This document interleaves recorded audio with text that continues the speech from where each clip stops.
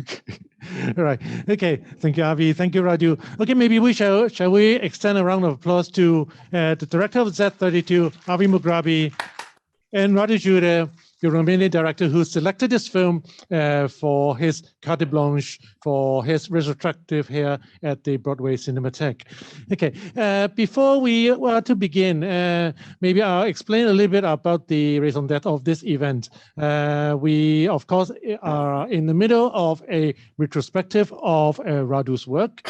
And as part of this program, we've invited Radu to select some films which are of relevance and also of influential to him. So in collaboration with the Asian Film Awards Academy, today we have this craft workshop. We are going to host this craft workshop in which we invited Radu and Avi to be in conversation with each other and also with the audience to talk about, of course, not just Z32, but about films in general.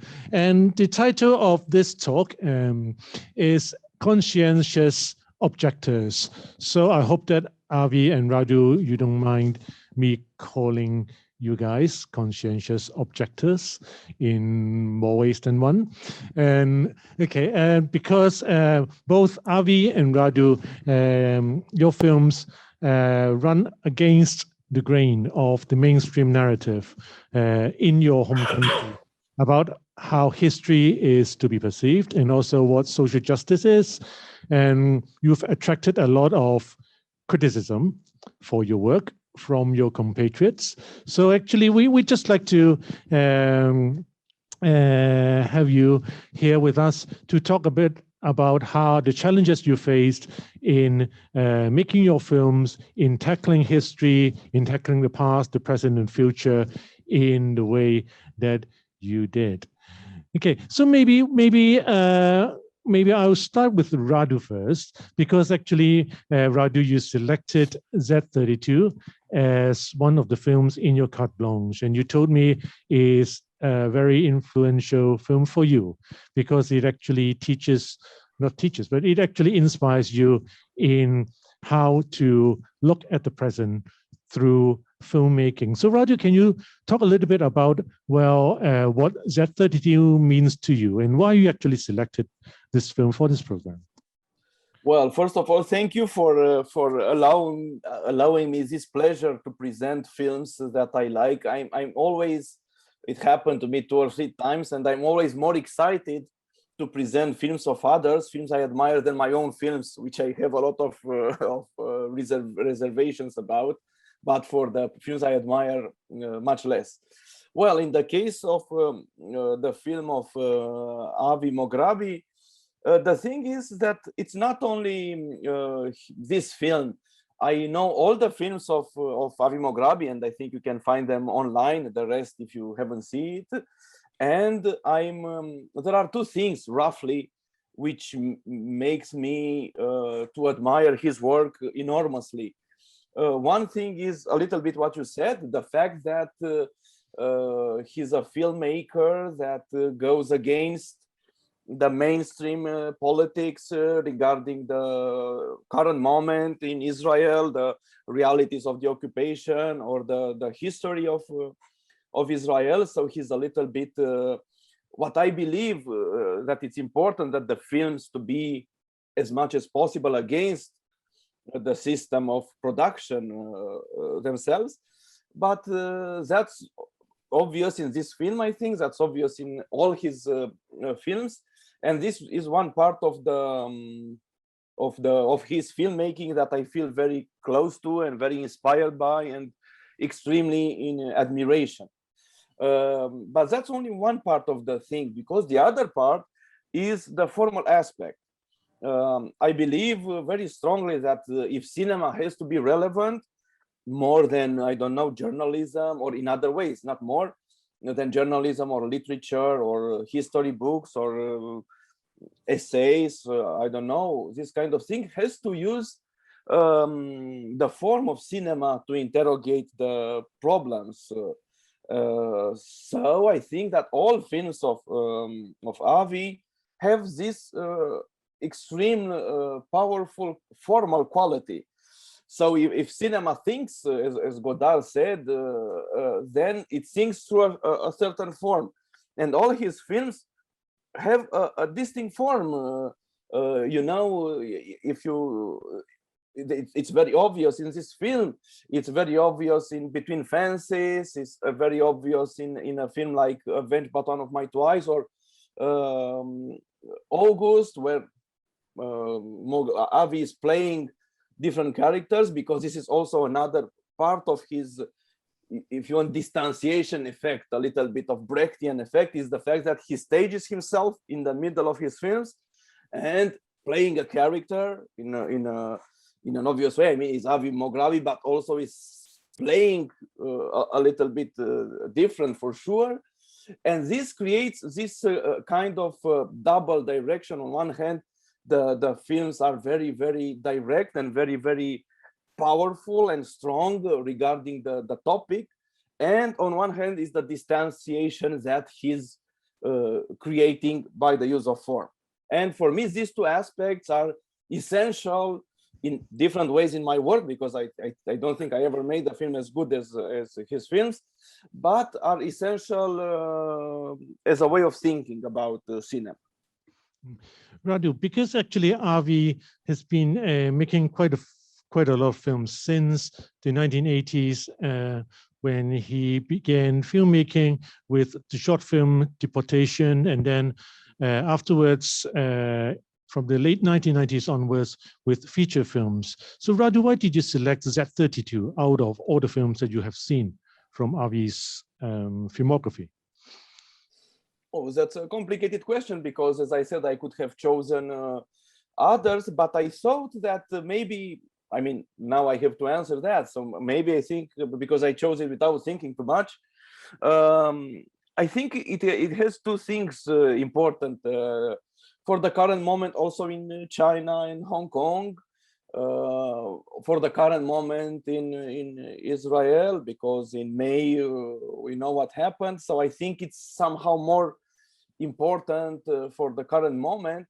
And also I think there's something interesting in it as well. Is this, well, maybe it's just a detail, but for me it's very important, is the fact that all of a sudden the device that Avi used there, when was the film done? 13 years ago or 14 years ago, I think.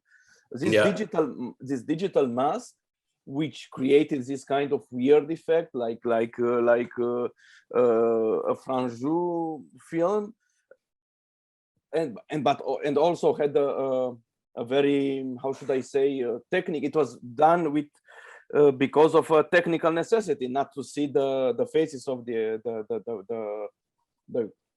not the characters, the persons. But also nowadays, in the last 3 or 4 years, these digital masks became mainstream. I see it in my child TikTok account. Everybody's, you know, it's you can create all these kind of things.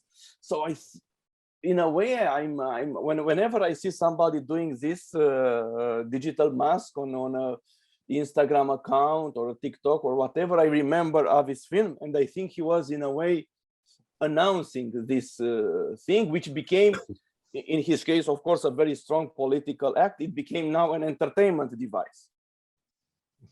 So Avi, I mean, I don't know whether you've rewatched your films maybe often, but now that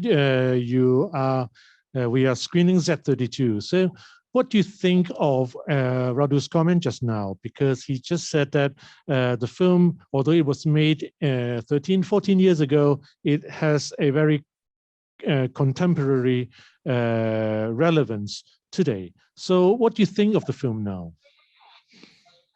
Hi, Clarence. Hi, Radu. Thank you, first of all, for this kind invitation.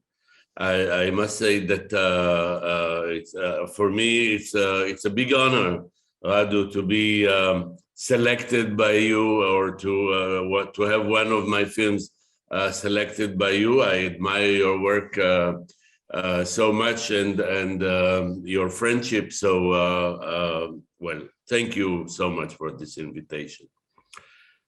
Now, you know, Clarence, that technique we used to do Z32 at the time was really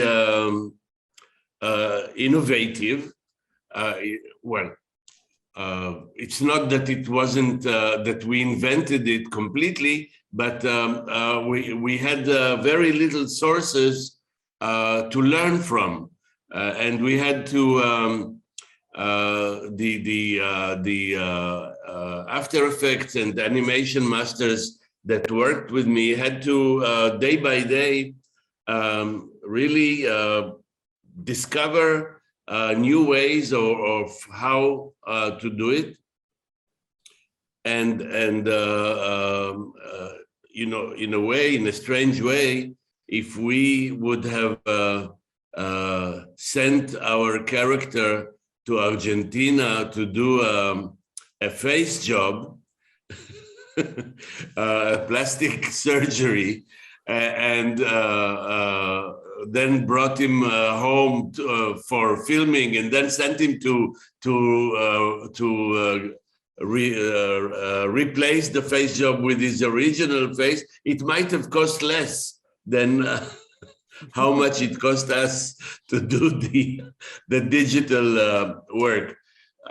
So obviously, yes, the film still, I think, is still relevant, definitely in content, but also in form. And I hope that, well, normally I would hope that my singing would have made, would have changed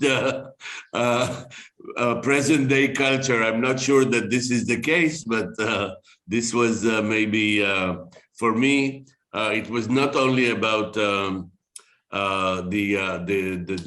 digital masks, but it was also about the singing filmmaker. Actually, Avi, can you maybe we will take a step back, and can you tell us a little bit about the making of Z32? Because the theme of looking at the Israeli state and its policies towards Palestinians it's been an ongoing passion of yours in terms of the themes you touched in your films. So what was the origins of Z32 in terms of, well, the films that you made?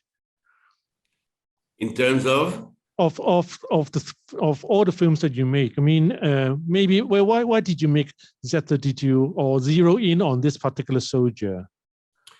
Look, I've been involved in the activism against the Israeli occupation for many, many years, against the Israeli occupation of the Palestinian territories of the West Bank and Gaza Strip for many years. And also I'm one of the founders of this organization of veteran soldiers called Breaking the Silence. And both Z32 and also my latest film, The First 54 Years, an abbreviated manual for military occupation, are derived from testimonies collected by this organization, testimonies of soldiers. And in a strange way, both films were conceptualized in their very beginning as very simple films made of headshots like ours here, Radu and myself here, of people talking, people testifying about what they did during their service in the occupied territories. And somehow both films,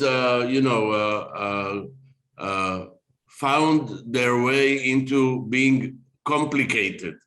And that the idea of to make very simple films of just a testimony, a simple story, someone telling his own experience of the service have become quite complicated, and of course in very different ways.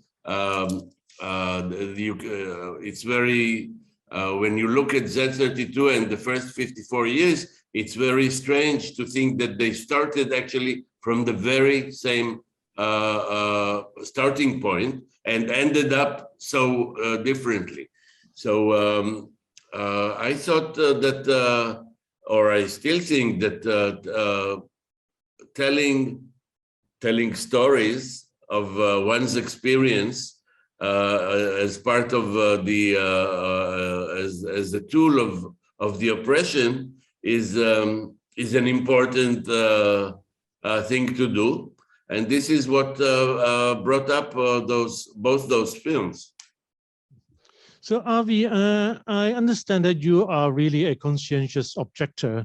When you were young, you actually refused to serve in the army when you were sent to fight in Lebanon. So was that actually the origins of how you actually think of making the film or looking at Israeli occupation of the Palestinian territories? Was it the starting point for your films? Look, this not only for my films. I think that the turning point of my adult life, the point where I had to take a position, I don't know how to describe it, against the whole state. We are brought up here in Israel, we are highly indoctrinated how we have to serve the state, how the military service is a very important pillar of our existence, and how obviously the state is it's very difficult to describe oneself in Israel separate from the state.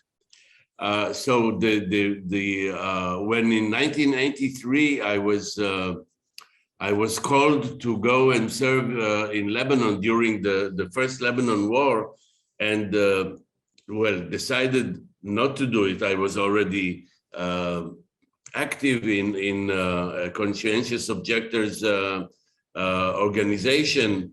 I was actually at the time the spokesman of this organization, but the actual decision of saying, no, this is something that I will not do, even if I have to go to jail. And I did go to jail. It was not a terrible jail period. And the military jail in Israel is very mild.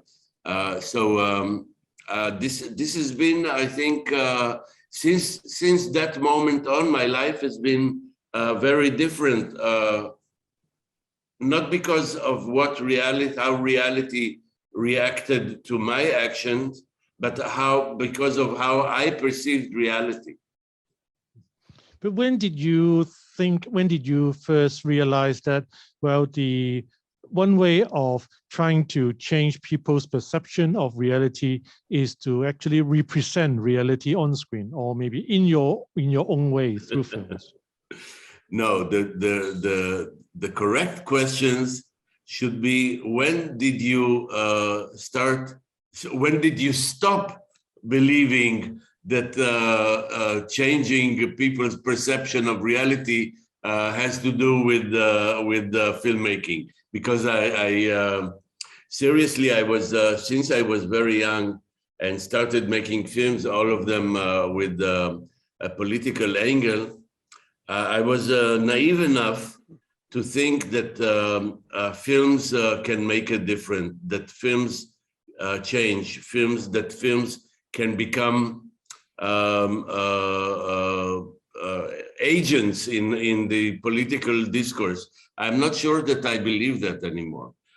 So at a certain point, after making so many films that have been quite successful internationally, but failed to reach Israeli audiences, or failed to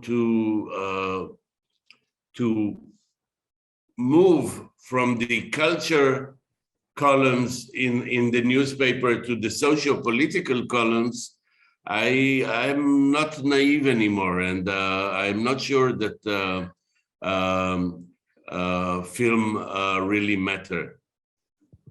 Radu, what do you think of what Avi just said? I mean, for your context in Romania, do you share similar sentiments with Avi in terms of, well, the pessimism, shall I say? Yeah, of course, when you make films which have a social or a political angle, the question appears even if you don't want to. Sometimes it can appear mocking, like some people, journalists and so on, ask me, because I made a film called Aferim, which shows, if you want, the roots of anti-Roma, anti-Gypsy racism in Romania from the period of slavery of the Gypsies. And people say, so did the racism disappear in Romania because you made Aferim? And of course not. But, you know, actually, two things I have to add here. One is the fact that there is a guy, one of the most beautiful books about films that I ever read is called The Material Ghost by Gilberto Perez, I don't know. And one of the things he says, it's really a thick book, very dense book, the only book that this historian of cinema wrote and the critic. He says at some point that, okay, maybe films cannot change society, but at least, and art in general cannot change society, but at least can show us what is to change. That's one thing. The other one, which is maybe a little bit more subtle in a way, is the fact that I would be very afraid, and I think it's good that films cannot change very much, because then if Avi would make the film changing the society to this direction, and then an ultra-Orthodox Schwarzenegger would have changed society back in an irreversible way, maybe. So yes, exactly. So I think it's better that, but and of course the change, if it happens, it's very complicated laws. I mean, material conditions that change the things. More than thinking or art, that's for sure. But sometimes these are part of the change, sometimes on good side, sometimes on the wrong side. I don't know.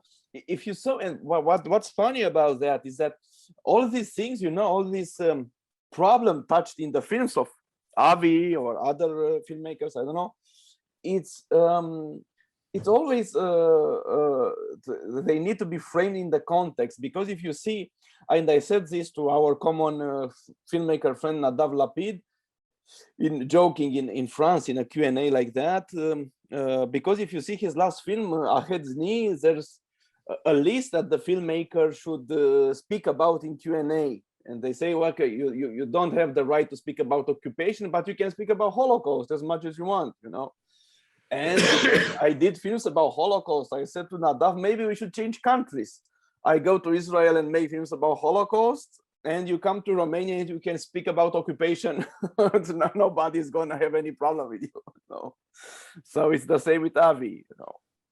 Yes, you know, Radu, when one watches your film, like I did in the last few days, this conversation triggered me to binge your work, although, you know, most of the films I've seen the second or third time. It's very interesting how anti-Semitism, how racism appears almost in every film of your, in every of your films. And one says, what's wrong with you? Why are you so interested in anti-Semitism? Radu, and you know,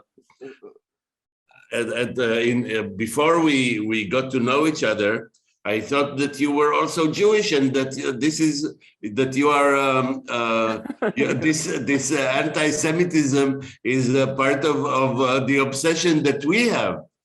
Yeah, but it's not, you know, this is also another thing I say. It's like Avi doesn't make films about Holocaust. If I would be Jewish myself, despite my name, maybe this is psychoanalytical here, my name is Jew in German. But if I would be Jew, I wouldn't make films about Holocaust because I don't like the position of the victim. I don't like to make films from the position of the victim. It's always a position, well, no problem with people who do that, but I don't like it. I don't like it. So in my case, the rage, if you want, or the preoccupation with racism and anti-Semitism is the fact that, contrary to what Avi says, that he was brought up in a context where, you know, the propaganda was in that direction. Well, actually not contrary, on the same thing. I think I lived my first teenage years in the communist dictatorship, which was a very heavy nationalistical dictatorship as well. And then after the revolution, I spent my teenage years, like many of my colleagues, believing that before the communism, it was the golden age of Romania. And when I was 17 or 18 years old, and I discovered by reading some books, because nobody around ever spoke about the mass killings of the Jews, about the mass killings of the Roma people, about the slavery of the Gypsies, these things really enraged me and remained something like so big. But when I was young, I never imagined that these topics would become important topics for my films, because I thought film should be something else. So I don't know. It was just later. Sometimes, you know, you need some time from some ideas to develop in your mind in order to become films.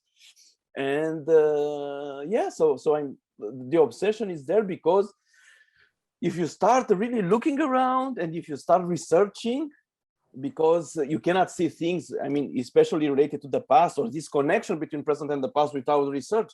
But then when you start researching, you find it, you see it. And I can give one small example about that. You know, 3 years ago, we had a very shameful referendum against LGBT people, organized by the state and the church, etc., and supported by many intellectuals, artists, actors, filmmakers, etc. And all of a sudden, because I knew all the ideas from the fascist past of Romania, when you see people in the parliament speaking for this referendum, it was the same ideas, the same rhetoric, the same shameful nationalistic, and in this case, you just replace Jew or Roma with homosexual or lesbian, and you have the same ideas. So I think this is why these things appear in my films, because they are around. They didn't disappear. It's not a closed. I mean, anti-Semitism doesn't really exist because there are no Jews anymore. You know, it's maybe 3,000 people, and it still is existing like this. But the racism against Roma is every day. The Roma people are, you know, in the margins of the society, and they are kept there systematically. It's not even that people hate the Gypsies. You don't need to hate them. They are outside of the society. It's interesting what you said about how until after the revolution, you believed, or people believed, that the communist time, the earlier communist time, was a golden age, because also here in Israel, people of the center left tend to think that before '67, before the beginning of the occupation, life was fantastic, and we should wish to return. The whole idea of the two-state solution is about returning to the pre-'67 situation, which of course is undermining the Palestinian Nakba, the Palestinian catastrophe of 1948. But Radu, I wanted to ask you one thing. I mean, I'm shifting from the political to the formal. In one of the items in the dictionary that you provide in bad luck banging or loony porn. By the way, we should stop making films with long titles. Z32 is a perfect title. The first 54 years, an abbreviated manual for military occupation is too long. True. But in one of the items in the dictionary that you provide in bed luck banging, you say something like that when you want to look at reality, you start writing fiction, which is something that I envy. I cannot write fiction. I all the time look at reality and I ask myself, how can I rewrite it in a way that will not make a documentary? I would like to make a fiction film. Maybe I believe that fiction has an easier way to the hearts of the public, of the viewers. But it's interesting that when you look at reality, you start fictionalizing. Well, you know, it's as we know, the question of modernity and also cinema, but also the philosophy, etc., was this border which is shifting, which is more and more unclear between reality, documentary recording of reality, and fiction. And we all know already that, you know, when you look at an old films, and I like more to watch older films than contemporary cinema, and I think it's not because I'm a aesthetical conservative, but because all of a sudden, if you see a fiction film from the 30s and 40s or 50s, they are really like documentary. I just saw our friend, speaking of Israel, our friend Ariel Schweitzer gave me the films of Uri Zohar, which are fiction films, you know, but it's absolutely documentary there. It doesn't matter that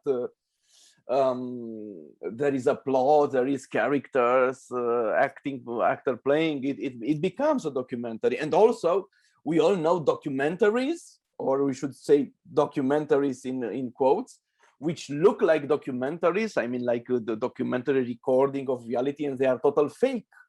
They are fictions. They are either propaganda or I don't know. They are wrong. They got wrong the situation. There is one example of a Romanian documentary called Chuck Norris versus Communism, where the documentary maker praises a woman who translated VHS tapes secretly, but with the approval of Secret Service in the 80s for the local market. And apparently the documentary says that this woman, because showing the Romanians the benefits of the capitalist world, provoked the revolution, which is a total fake, but it was a review in New York Times saying exactly that. So you can see how a documentary is actually more fictionalized than a fiction film.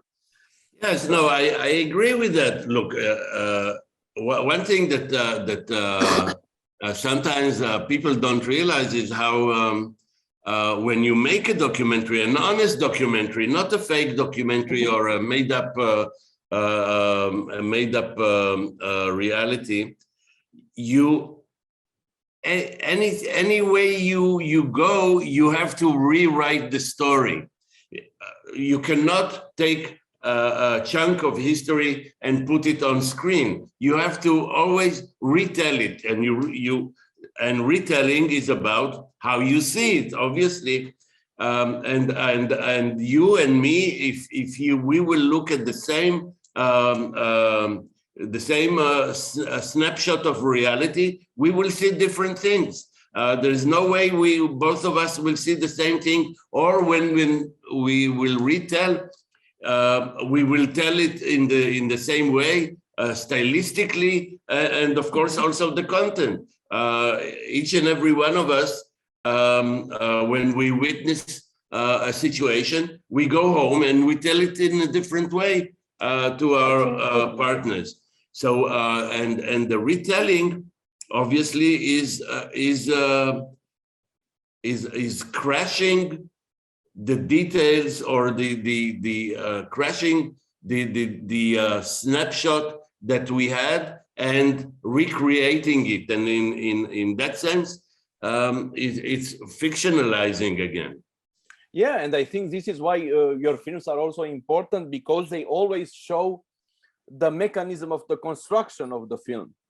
Because most of the films, fiction or documentary, try to hide that they and these are the biggest liars. Yeah, I know. Yes, when the filmmaker pretends to be a fly on the wall, then I start suspecting him. Okay.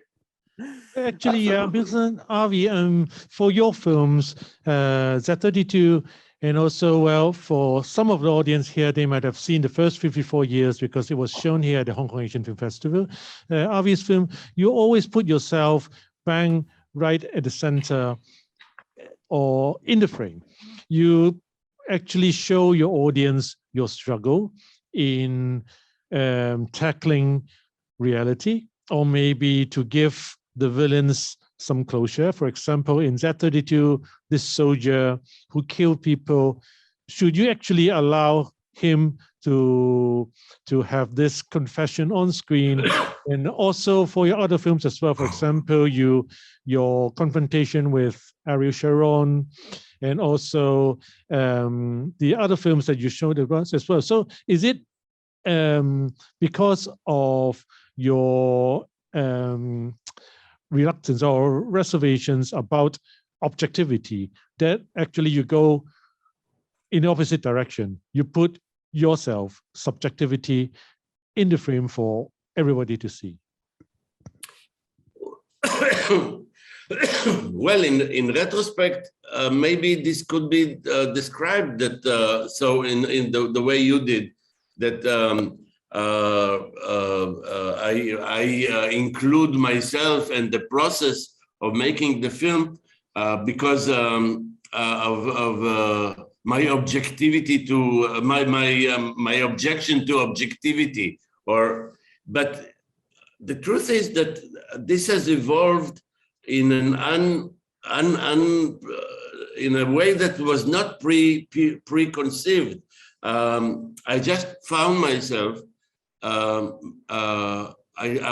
realized while making each of those films how the making of the film becomes brings up so many crucial and important issues that cannot be ignored, and that my how shall I say emotional and mental involvement is so crucial that I need to express it, that I cannot hide it from the viewers, and you know, I found different ways of expressing those dilemmas and those thoughts, and if you ask me now in retrospect, I can very easily say that the process of making the film is a lot of times more interesting than the film itself. Obviously, when you include the process within the film, then the film is not the film that you were going to do, but there's another layer, another story above the original structure. So as years went by, I could not conceive a film that is not asking itself the questions that it raises.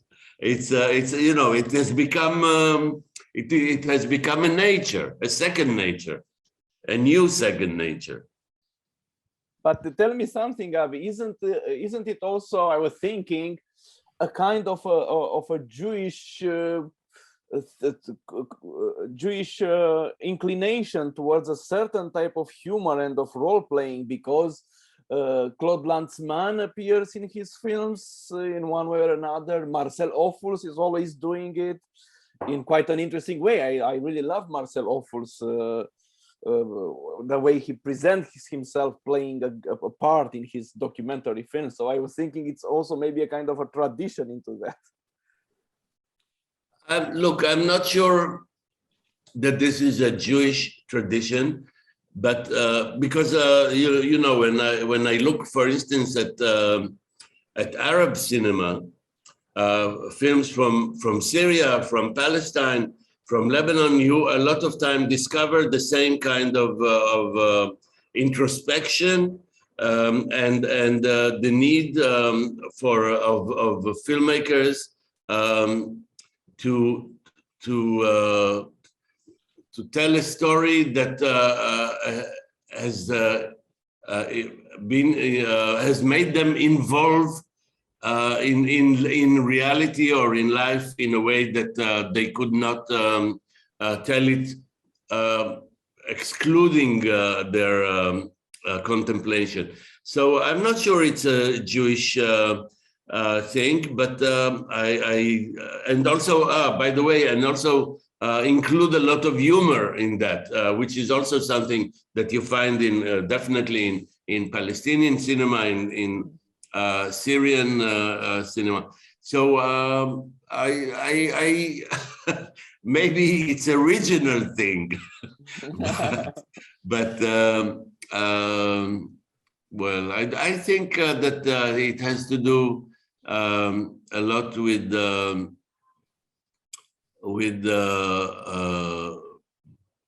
people who are politically involved and see the absurdity and of the political reality, have to also include those dilemmas within the expression. So Radu, how about you? I mean, your films, your feature films and your documentaries, they are quite different from Avi's. You never really put yourself into these films, apart from the odd on-screen appearance in I Do Not Care. If we go down his history as barbarians, of course, your voiceovers, but you are also very present with your own representation of history. So how do you do it? I mean, what's your view of actually breaking this fourth wall, maybe, in order to? Yes, it's a good question, because I think it appeared from necessity, in a way. Not from the desire to be more sophisticated, let's say, or more complicated, but and it also became a little bit second nature for me. It came from necessity, because when I did my first films dealing with history, which is Aferim, all of a sudden the questions that you have to solve are different from a contemporary film.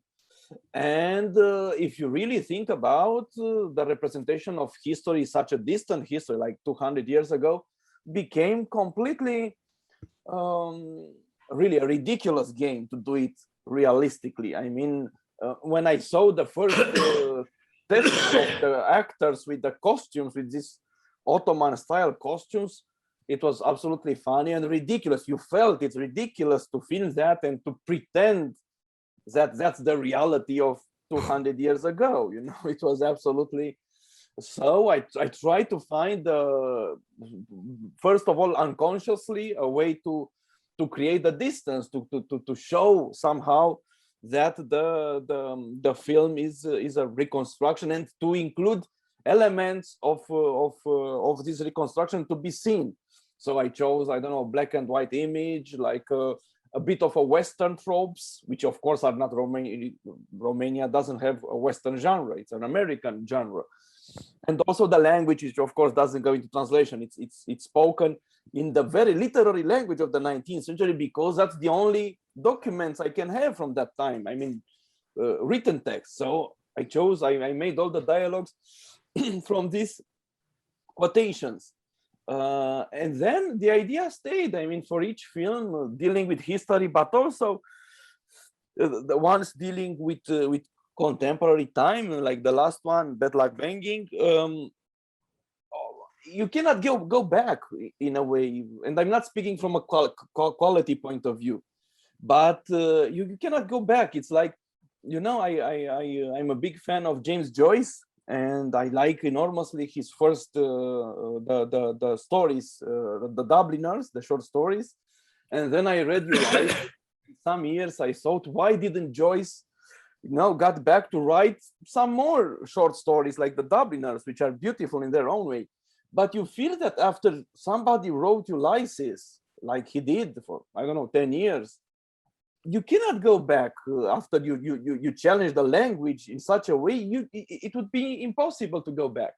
So I feel a little bit the same, not to compare myself with Joyce, of course, but in the moment when you start to construct a film or to see it not only as a story, let's tell a story with images, but when you have these problems of the representation process, be it about history or about present times, you just cannot go back to say, oh, now I'm going just to do a reportage or a simple film like that or a simple story.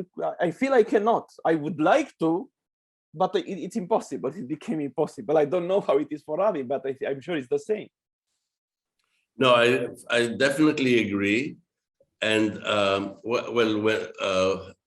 there's one moment that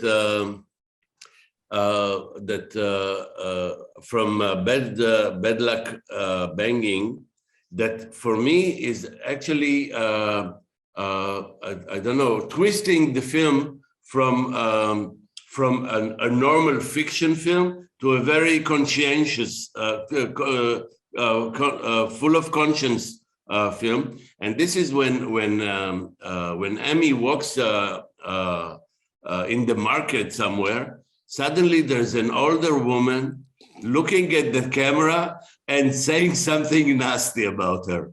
And of course, in a fiction film, it's impossible, but because in a fiction film, the participants in the scene don't see the camera. There is no camera for them. It's in a documentary, of course, the camera is present, and many filmmakers are very sorry that they cannot hide the camera, but the camera is present, and sometimes people react to it. But in a fiction film, it cannot happen. But you know, this is sorry to interrupt. This is my main objection against a filmmaker who's actually a friend. I know him, Alexander Nanau. He makes documentary films, and never, not even for a second, a character looks at the camera, only if it's an interview or something. But other than that, no. So I tell him, why the hell? Why do you tell the people not to look at the camera? I said, well, you know, I don't want the viewer to get back from the film. I want them to be immersed in that. Yeah. Well, it's a question. Well, there are two questions. One question is what is more effective, of course, but the other question is a question of language. For me, looking at the camera and saying there is a camera here is maybe the first step of making cinema. Don't forget for 1 second that there is a camera here. It's such an important gesture, thought, or mention that we should not ever forget. I agree. And actually, when you ask what is more effective, but I think there are different ways to be effective.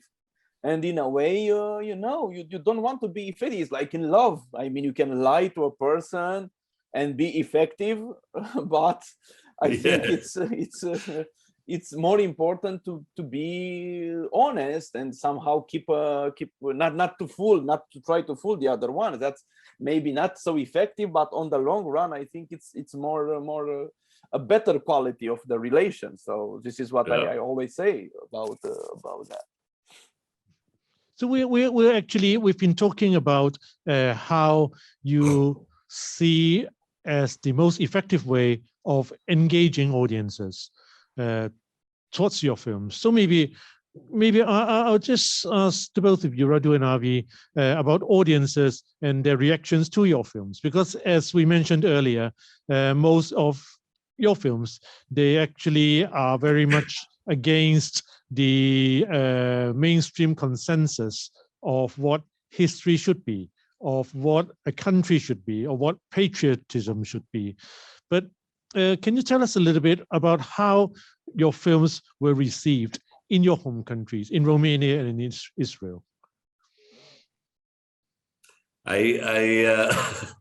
Is Bad Luck Banging distributed in cinemas in Romania? Yes, it was, and it was pirated immediately after the release. But even that, it was quite a popular film.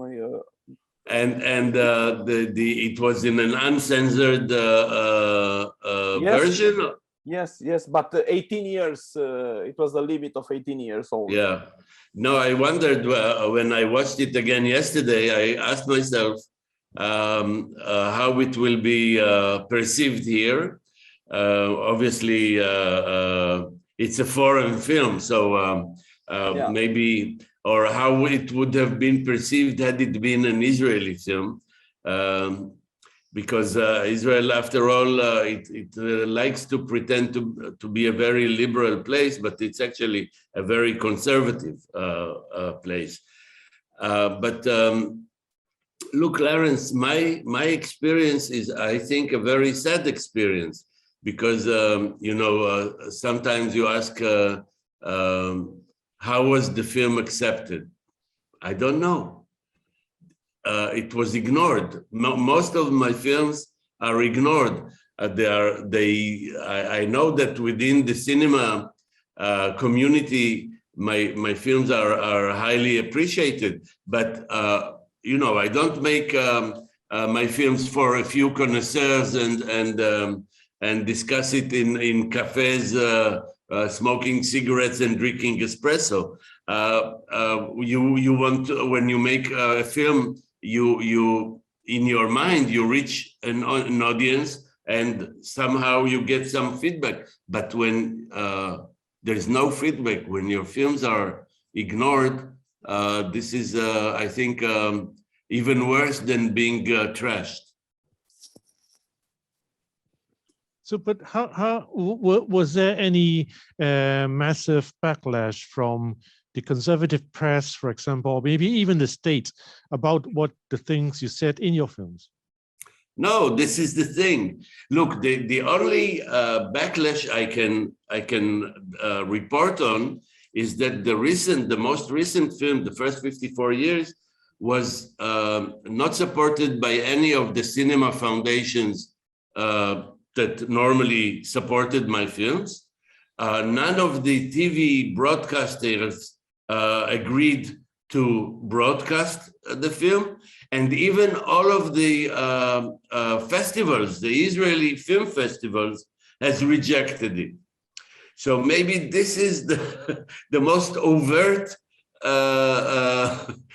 feedback I ever received for my films. It's like a lot of people, because if you think about it, there are lots of lectors deciding all those decisions of to support the film or to exhibit.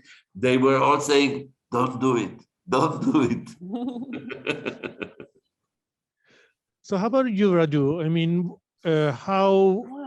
we talked about bad luck banging, but throughout your career, for your films, because you've been quite critical of what the masses think or what the masses do. So how did the masses actually react to your films then? Well, I object to that because I don't think I ever made a generalizing film like that to say the masses do that or do the other thing, or only on towards specific problems and to specific persons.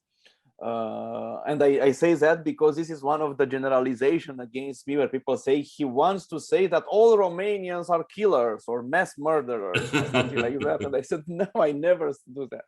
Well, actually, maybe in Israel probably it's like that. Like Avi says, I think there's two things to say here. One is the fact that maybe Romania, because it's still in a way a young country, a young democracy. It's only 30 years old after the fall of communist dictatorship, and things are really, really still in a movement. It's not so settled. It's a country which is very chaotic from many points of view, contrary to Israel, which, because I mean, we saw it in the vaccination campaign, everything was organized. I mean, Romania is completely chaotic. And sometimes this chaos can help a little bit. that's the other side of the coin, because being like that, sometimes things can get through, like the fact that despite many people complained about that, because, for instance, the way the films are proposed to the Oscars for the foreign language Oscar proposals, it was a committee of critics and 3 of them were younger, so they chosen my film, and all of a sudden it was the Romanian official choice for the Oscars, bad luck banging. And these kinds of things still happen because I think, as I said, there are islands of freedom, or islands or the politics do not control everything. Otherwise, because of that, because of these young democracies that we are still, and maybe that's also not a genetic thing, but something regarding the civilization in the Balkan area, the reactions are much more violent sometimes. So towards my films, there were really, really violent reactions in part of the press, sometimes politicians or people from Romanian academia condemned the film or asked it to be banned. Some films, received a lot of threats, these kind of things, which, well, in the end, I think it makes me very pleased, because I like to be attacked. I think it's part of the pleasure of making this kind of cinema. And one more thing, because I also made documentaries, meaning like documentaries with archive materials mostly. And I think this is why what happens to Avi also, is that people react much more indifference towards documentaries than towards fiction films or films with actors. I don't know. I have a problem to say I do not care if we go down in history as barbarians is a fiction film, because the center of it, the massacre in Odessa by the Romanian army in 1941, is a real event. But all of a sudden, when it's a film with a story, with actors, like what we normally call the fiction film, the reaction is much more violent than towards a documentary. It's like people are used that documentaries can attack these kind of topics, but a fiction film is something that makes people much more angrier. I don't know why exactly. Okay, so Radu, Avi, maybe I'm sure the audience, after hearing what you said about your work, they probably would have some questions to ask you. So maybe we should now open it up to the floor to see whether there are any questions from the audience. If any of you would like to ask questions, please raise your hand, please. The gentleman. Hello. 2 questions. The first is, the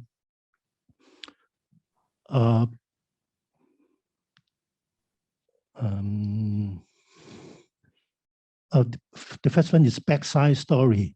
The second one is pitching. The first story, why choose the format in the form of backside story in the whole film? And the second question, is like pitching with in the form of chanting with musical ensemble. I wonder, is it is effective in pitching? Like it is it noise, or is it voice in the form of pitching? Do you understand my question? I'm not sure. The connection is a little bad. Clarence, could you repeat the questions? Okay, the first one. 如果你想可以亦都可以用中文問我哋，亦都可以翻譯做英文。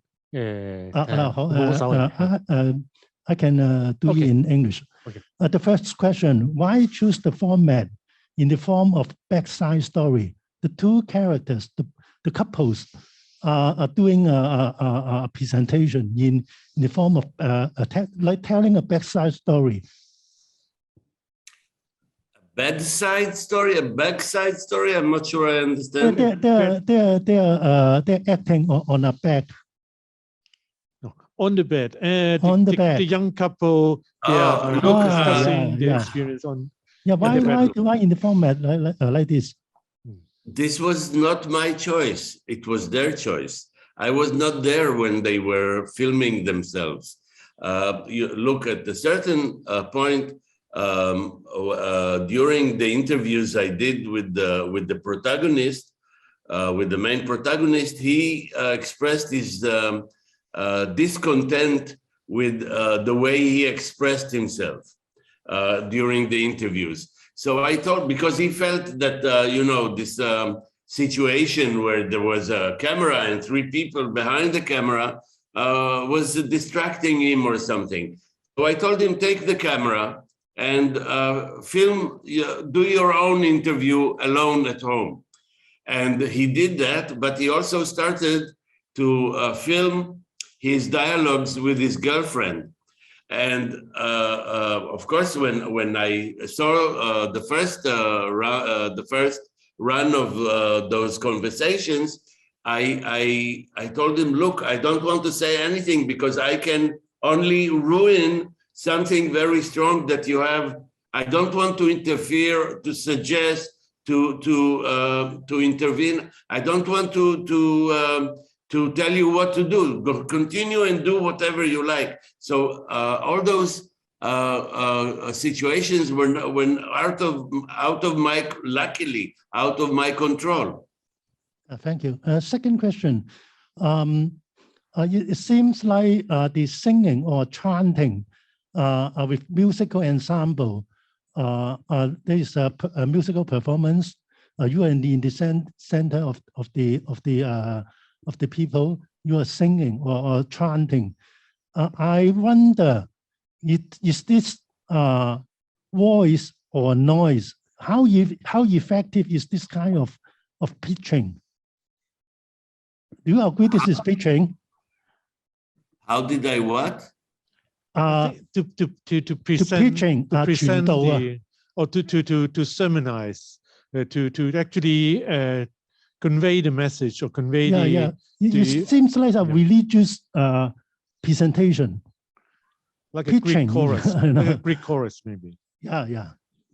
I'm sorry, I'm not sure. I think the question was, Avi, he'd like to know whether you think this is the most effective way of providing a narration or maybe a Greek chorus kind of thing for the whole story. Sometimes I think it is a voice. Sometimes I think it's a noise.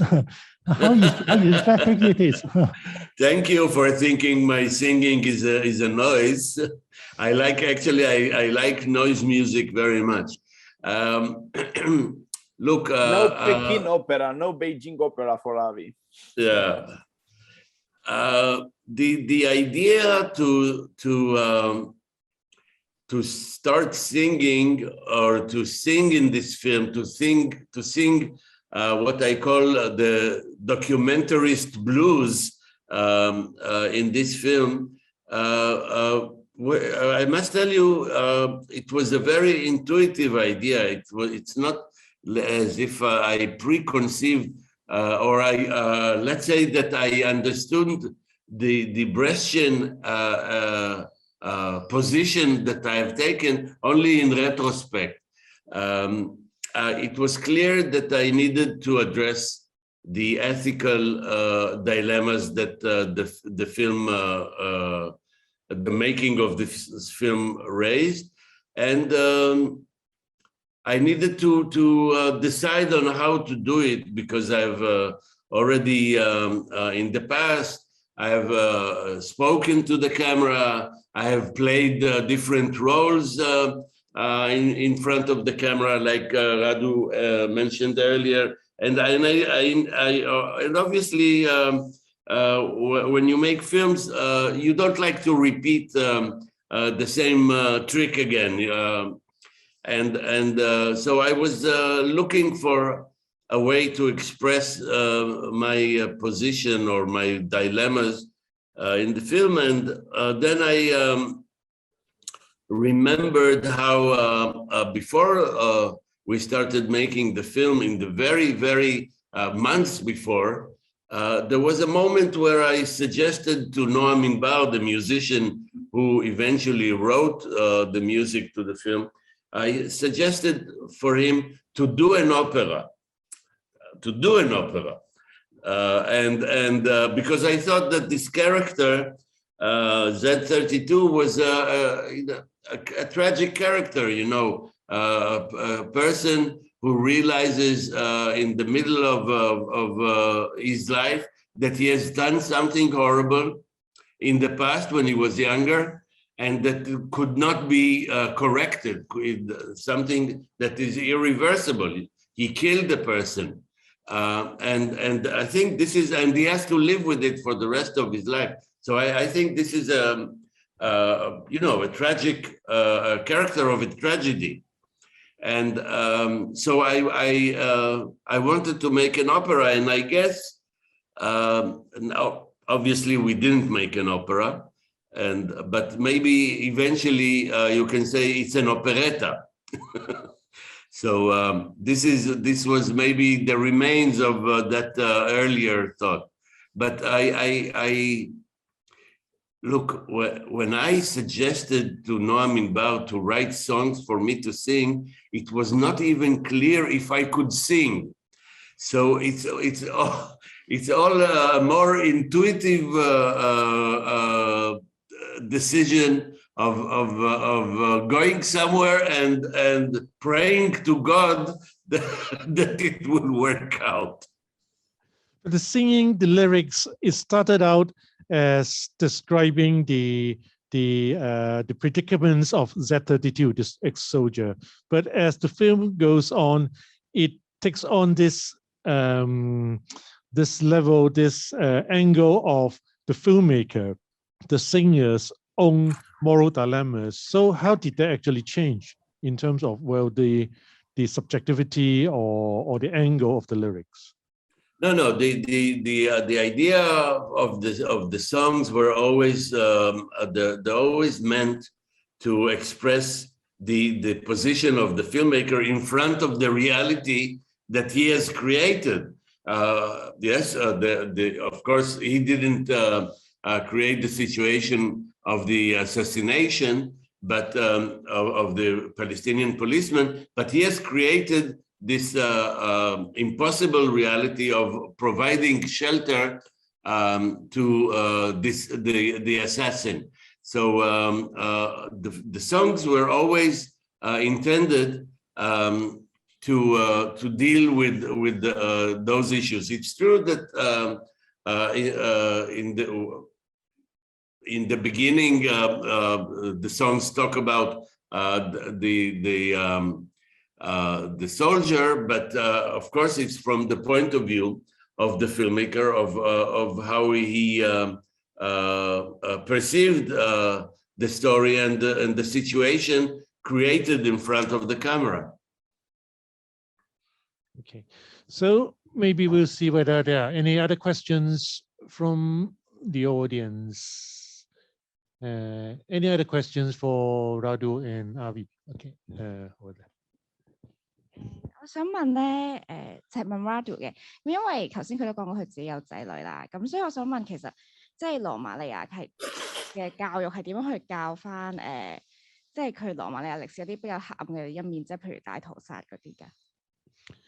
Okay, Radu, this is a question for you. Our friend in the audience, she said, well, she understood that you have your own kids. So how do schools, or how does the Romanian educational system tell the children what to think about history? I mean, in terms, for example, the Holocaust, how was history actually taught in schools? Oh, not much changed after 1989, to be honest. As I said, not only the communist dictatorship was very nationalistical, but I think that for a country like Romania, which is at the periphery of the Europe in a one way or another, close to Russia, close to Ottoman Empire in the history, etc. It was always our identity as a community, as a nation, is shaped by history, much more probably than other countries. So this is why history is such an important thing for Romanians, because and people feel like if you attack the myth of this beautiful history that we had, always heroic fights against enemies, defending Europe. It's like a common thing to say that if Romania is poor, is because we didn't develop, because we fought to stop Ottoman Empire from getting to Europe, so they had time to develop economically and culturally, while we fought for them, etc. So all these kind of things are very powerful in the society, because, as I said, it's not only about the past, but it's about our identity. And of course, I want to question that, because there is a definition, actually. At some point, there is a famous, I forgot the name, a psychiatrist, and he said, what does it mean to be healthy from a psychic point of view, mentally healthy? He said the first thing is to know where you are coming from, and when you are going. If you know these three answers, then maybe you're not crazy. And I think it's true about societies as well. I mean, I think a society has to know, a community has to know how it is at the moment, how it was in the past, and what are the values and what do they want in the future. So this is why I believe that lucidity towards history is important. Now, yes, actually, I regard it in the school textbook of my kid. The bigger one is 17 years old, and it's really funny to say that about the Holocaust is 3 lines, which I read them over and over again, because at the beginning they seem, well, questionable, but okay, but in the end they seem horrifying. It says like that Marshal Antonescu's regime had to implement measures taken by Adolf Hitler. Many Jews, thousands of Jews, were deported to Transnistria, and unfortunately, many have died. This is what it says in the book. And well, what does it mean, have died? It means like they have died because of old age or sickness, but no, they were killed. It doesn't say that, the book, and they said many. What does it mean, many? Because many can be 5 or 6 or 7, or as it was the case, more than 300,000 people were killed. So you can see there is something, but what it is in a way, like in documentaries that we spoke before, it's a documentary information, but meant actually to hide more than to reveal, you know. But Avi, how about you? I mean, how about the situation in Israel for the school children in Israel? How was history taught? For example, of course, the creation of the state of Israel in 1948, but of course, the other side of the coin would be the Nakba, the Palestinians' loss of territory. But this wasn't really taught in Israeli historical textbooks. So how did actually school children perceive what the real history was like? Well, obviously, in our history books, the Holocaust take more than 3 lines, or 3 lifetimes to tell. Our culture is cultivating the telling of the Holocaust for many years, and has created so many ways of one must say indoctrination of us as the products of the Holocaust, which I'm not saying is completely untrue, but it's done in a very exaggerated way. And on the other hand, obviously, the Nakba, the Palestinian catastrophe of 1948, is well, you can't say that it's not mentioned, but it's mentioned. The angle of telling the story of 1948, obviously, is again the Zionist angle of a young and weak country that is trying to become independent and is fighting for its life, and of course the catastrophic effect that it had on the Palestinian people. The fact that, you know, first of all, the war crimes or the expulsions, the massacres are hardly mentioned. But also one thing that, if you think about it, you know, when during wars, crimes are committed. A war is a big crime in itself. Crimes are committed. But when you imagine that once a war is over, then some corrections can be made. For instance, if people fled or were deported during the war, that they would be allowed to return to their homes, which is what the laws, the international law says. But if you ask me, the biggest crime of Israel is not allowing the Palestinians who fled Palestine during the 1948 war to return to their homes. This is a bigger crime than the crimes committed during the fighting. And obviously, those crimes are hardly mentioned in the textbooks and or not mentioned at all, and every time denied. And when someone tries to introduce a new textbook for the education system, it becomes a threat to the narrative, to our the existence, one can say. Okay, maybe we'll have time for one more question. Any question for Radu and Avi? Okay, okay, this gentleman here. 幫我翻譯啦。OK， 我就係想個感想，因為即係最讚歎就係喺個影像上咧，係開頭係一個帶咗一個恐怖分子嗰啲咁嘅頭笠咁啦，後尾就慢慢去改良嗰個影像咧，係一個似面嘅樣，跟住到一個係我唔見到食煙咧，都唔知原來佢嗰個係假面嚟嘅。即係我覺得呢一個我一個聯想到啲嘅歷史一啲嘅化妝啊，或者即係假扮咧，係你原來係冇啲咩蛛絲馬跡嘅話咧，就可能慢慢俾佢完善咗嘅呢個假象啊。OK， 但係多謝俾到呢個啟示咯。OK。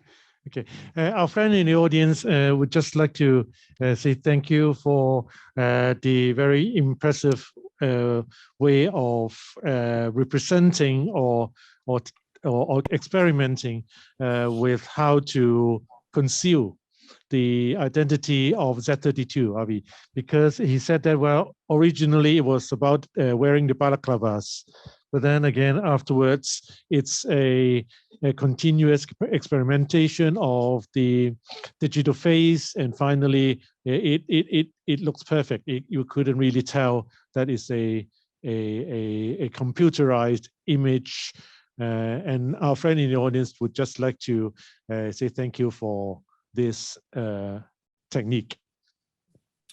Thank you very much. Look, what I'm really happy about the end result of the digital work.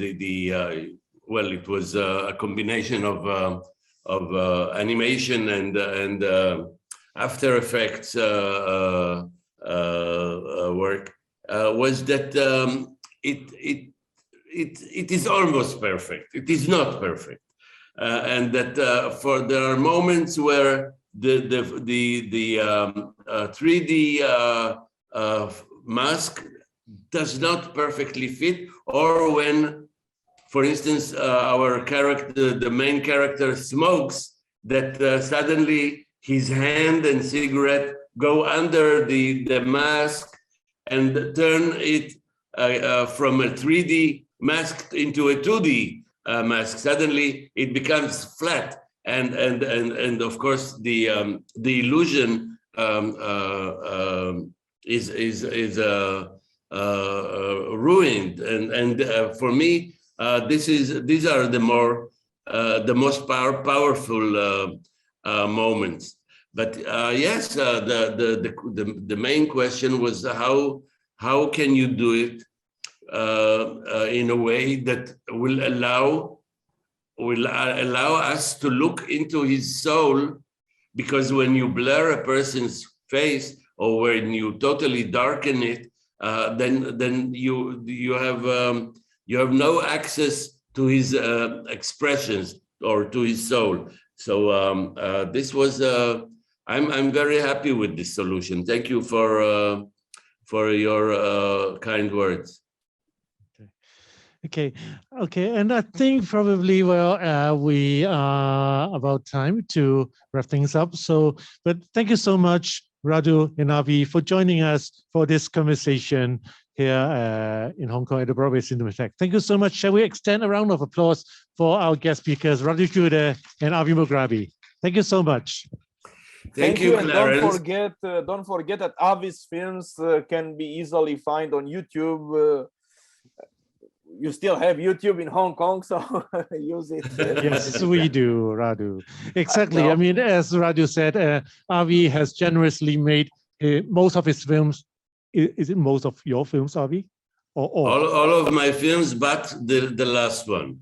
Okay, so all of his films, apart from the most recent one, is on Avi's YouTube channel. So if hopefully, by seeing Z32, you'll be interested in watching more of Avi's work if you haven't seen them already. And of course, Radu's films, they will all be shown here at the Broadway Cinematheque in our retrospective of his work. Thank you so much, Radu and Avi. And then we'll see you later, hopefully with your next films.